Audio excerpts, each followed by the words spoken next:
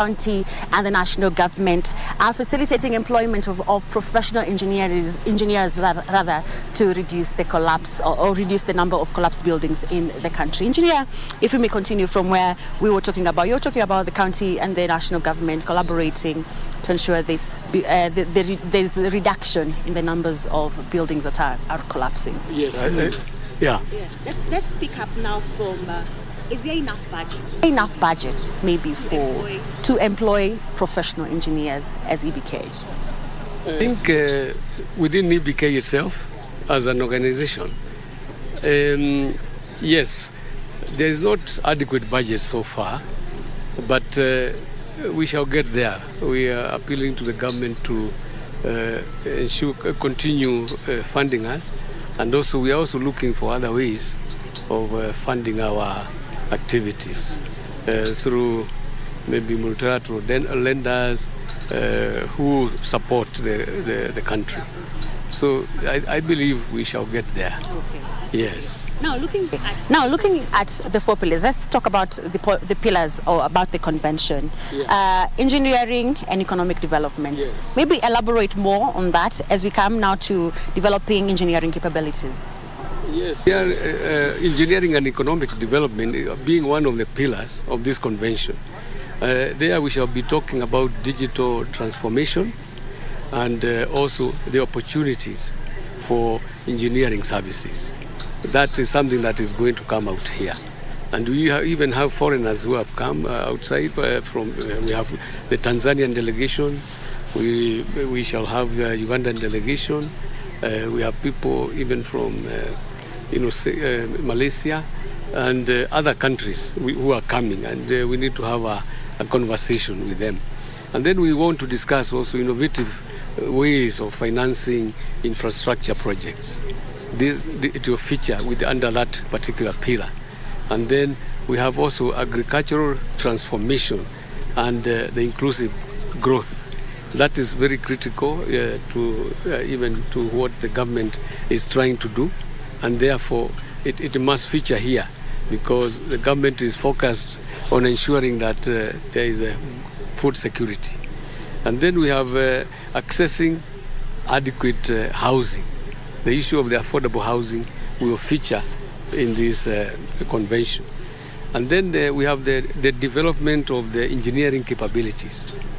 In there, we have the supply and demand of engineers, the question you had asked before, and that will be now be discussed in details. And the role of universities in acceding to the Washington Accord. Because, as I said, we want to accede to ensure that all our engineering programs, even at the university, are accepted internationally. When you become an engineer here, you can go anywhere and be able to do their work there.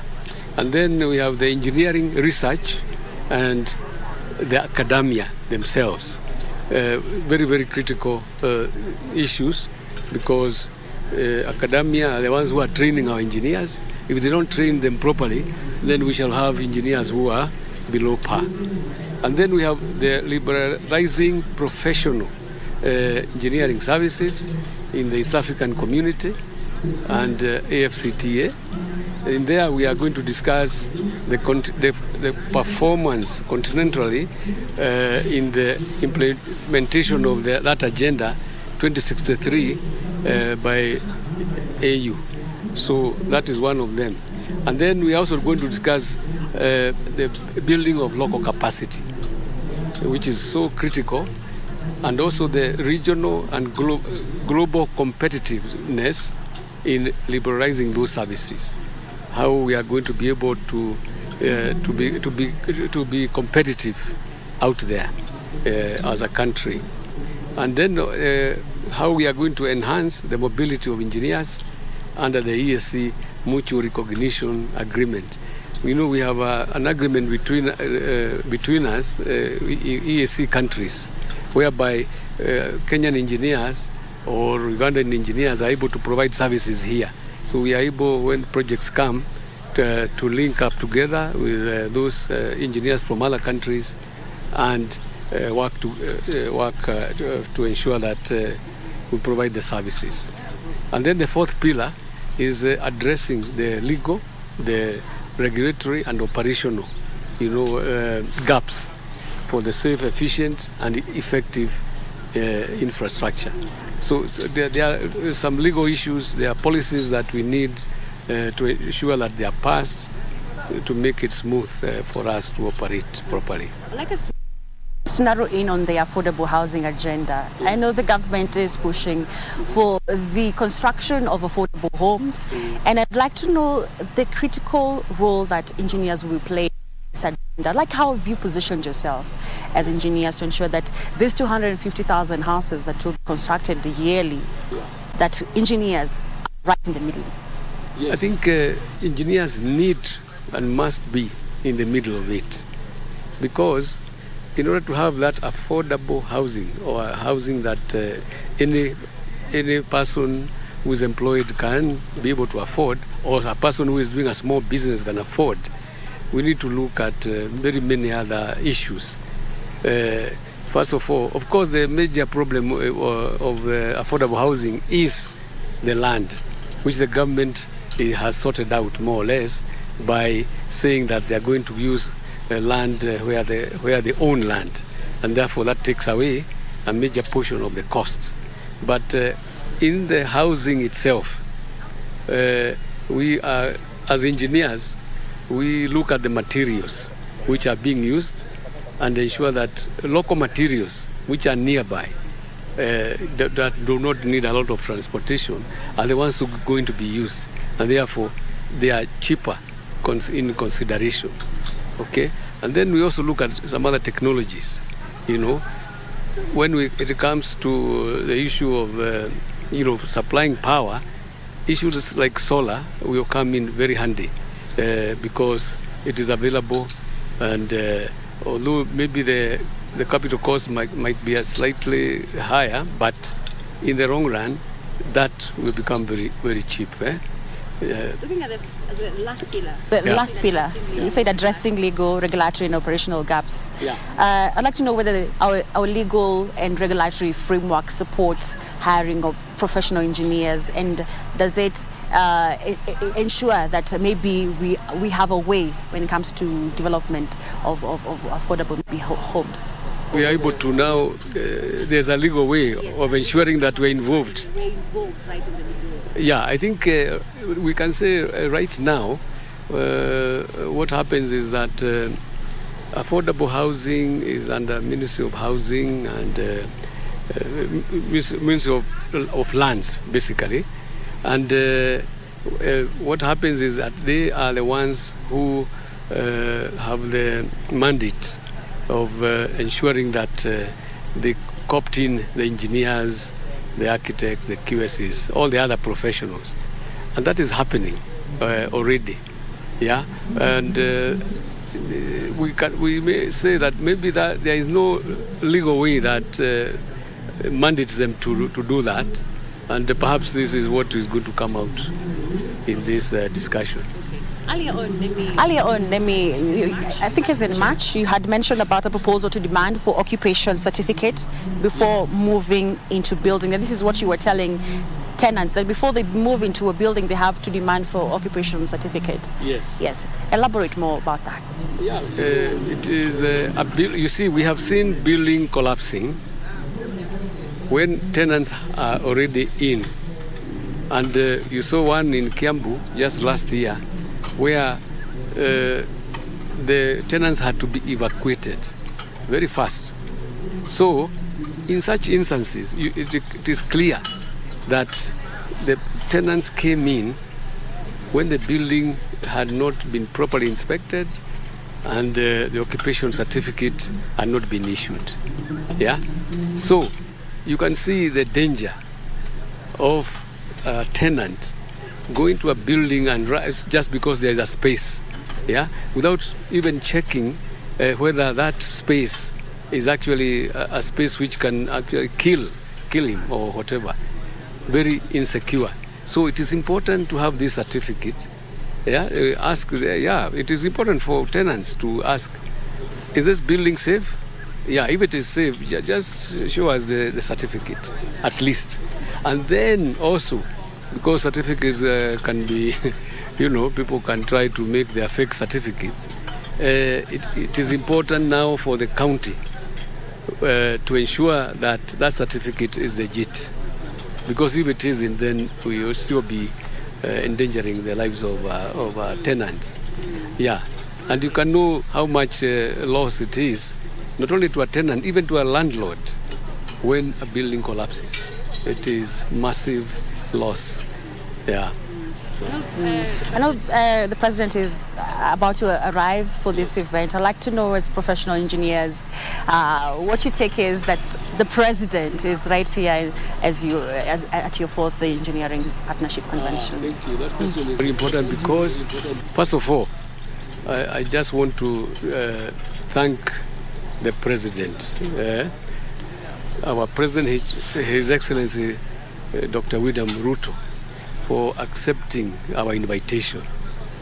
This is the very first time in the history of our conferences that a sitting head of state has come to be with us as engineers. It is the very first time, and therefore we are delighted, we are excited, and we believe that it is a show that he has recognized that the engineer has a place, a big role to play in the society. He has accepted that. That is very good for us. And therefore what I'm asking is that our engineers who have not arrived at this hour, please hurry up and come and listen to our president and show support by being here. We are expecting about 2,000 delegates. Quite a number on the virtual, but over 1,000 will be here physically. Therefore, do not be left behind. Just ensure that you are here. Even if you want to come today and go back, just come, be with us and show support to the EPC, for the EPC. Thank you, Engineer Dr. Johnson Matu. Thank you, Thank you. Irene. He is in charge of registration, compliance, and professional development at Engineers Board of Kenya, talking to us about the 4th Engineering Partnership Convention right here in Naivasha, calling on engineers around the globe to join in this conversation as we talk about the emerging and critical issues in the engineering world. Victor, back to you. All right, thank you so much, Wairimu Njenga there from Sawela Lodge in Naivasha for that particular interesting interview with Engineer Johnson Matu, who is a board member of the Engineers Board of Kenya, on this 4th edition of the Engineers Partnerships Convention that is taking place in Naivasha. Quite informative there. All right. Right about now, let's now take a look at what we have on our traffic. For those people who are still in the houses, we are going to take a look at what we have on the traffic here before you leave the house. As we do it, let me just refresh it a bit, then from there we can take a look at what we have. Very well. So let me start with Nairobi. For those people who are now approaching the CBD, the Nairobi CBD is still looking pretty okay. Let me start with those coming from, actually let me start with the Kenya Broadcasting Corporation, if you can have it here at the background. That is where we are currently. This place is always notorious because there is an exit of the super highway joining the other side of Museum Hill. It's always bumper to bumper, but today it's a bit okay. Now that is where we have it. But if you're approaching the CBD from Wayakiwe, Villarosa, Kempinski, it's moving pretty well, just taking you back. It's a bit crazy as you approach the Westlands roundabout there slightly, but all in all, it's moving all the way outbound towards the Wayakiwe and towards Kangemi, and finally out of Nairobi, joining Kiambu County, and finally heading towards the Western Kenya circuit. But as you always approach James Gishuru, Slightly busy as you approach that roundabout heading towards the Red Hill to Ruaka and those sides of Nyari, but so far so good. It's coming, James Gishuru moving. As always, it's always a busy road connecting that side of Lavington Green, James Gishuru, but starts to build slightly as you approach the Lavington Shopping Center. But fun enough, today it's moving pretty well. Coming towards Kingara Road and ultimately joining the, very quickly, let me just take you there, coming to Kingara Road and coming to Gitanga Road, that intersection now coming towards Nakumatt Junction. Fun enough, today it's moving, but it's starting to get messy as you come towards the Nakumatt Junction, that the intersection, there is always a traffic light there as you approach that particular area, the Junction Mall. But as you come towards Ngong Road, watu wa Ngong, Pole Pole, that is Ngong Road coming towards Thika, is it Thika Road? Not really. The RFU ground, that is Impala. It's okay. So if you are moving from Ngong, you still have a smooth drive as you come towards the CBD. Now that is how it looks like. But slightly when you move towards the issue of the road that is coming to Yaya Center, a bit bumper to bumper, but so far so good. For those people who are coming towards Prestige, it's okay. It's okay. Don't be worried. I think it's almost 10. It's 9:20, so the traffic is isn't. But around the Coptic Hospital, now that roundabout joining the Mbagadi Way, that direction around Hurlingham and the DOD, it starts to get messy. That roundabout around there, Nairobi Hospital, joining the DOD, and now ultimately to Valley Road. It's okay. Valley Road moving into the CBD, iko sawa. That is how it looks like. When it shows green, it means you're good to go. When it's darker, red, or if you like, then it means it's busier. Valley Road coming towards the ESC Integrity Center, iko sawa, then ultimately into the Kenyatta Avenue, then to the CBD, all moving pretty well. Just about the roundabout there at the CBD. All right, somebody's asking me, why am I talking about Nairobi alone? Why not a place called Mombasa? Just 1 minute. Somebody has asked. I don't know. What to Mombasa? Let me take you to coast.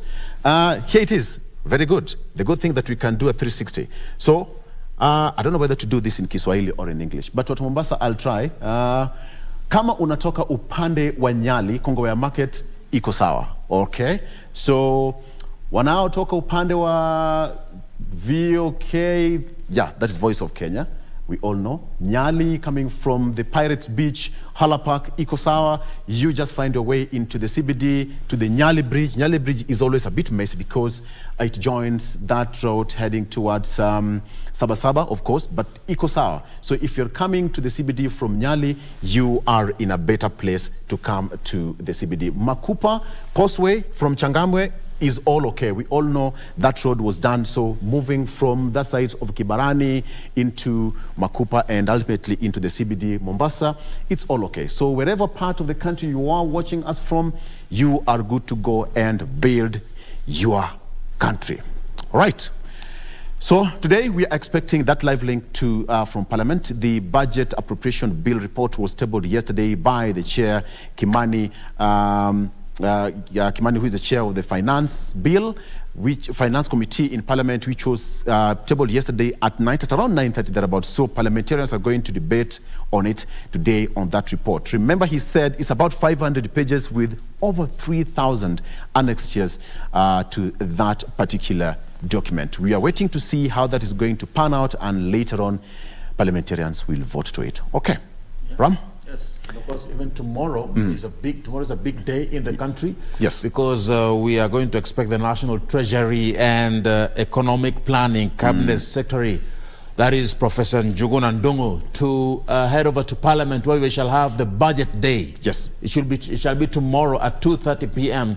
So be sure to tune in to KBC Channel 1 tomorrow, because today we shall be heading over to Parliament in the next, well, 3 minutes or so. Yeah, and then we shall have a look at what the Finance Bill 2023 is all about. But from our end, it has been a pleasure being with you today. Victor, it's time to wrap up. Thank you so much for being a part of the show. Have a good morning. My name is Victor Lo. Good morning. And my name is Ram Maguko. May God bless you. God bless the work of your hands. Keep it KBC Channel 1.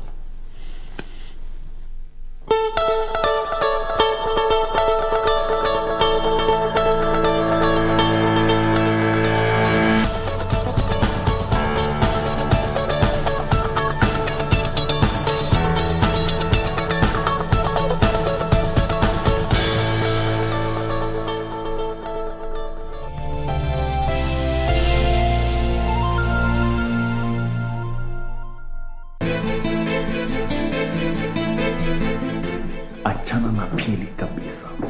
Hata kataka mimo. No means no. Anytime another shikwa.